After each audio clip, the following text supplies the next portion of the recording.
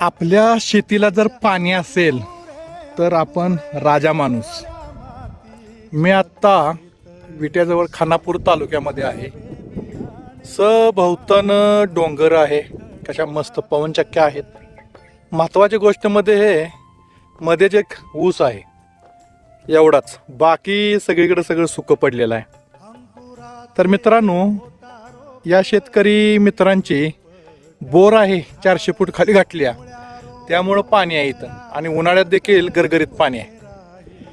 तर म्हणून म्हणतो, पाणी असेल तर शेतकरी राजा माणूस. आणि मी एका टेकडीवर आहे आता मस्त, आणि करवंद पण घेतलेले आहेत तोडून, रानमेवा म्हणतो. मगाशी सांगितलंच मी, या करवंदाच्या झाडाला आपण वर्षभर पाणी देत नाहीये, तरी देखील सीझनला गोड फळं देतात. कसं काय बरं? त्याला कोणती फवारणी नाही, कोणत्या आळवणी नाही, त्याला पाणी नाही, तरी देखील गोड फळं देतं करवंद. तर याचं उत्तर तुमच्याकडून अपेक्षित आहे. सांगू शकत असाल तर नक्की सांगा.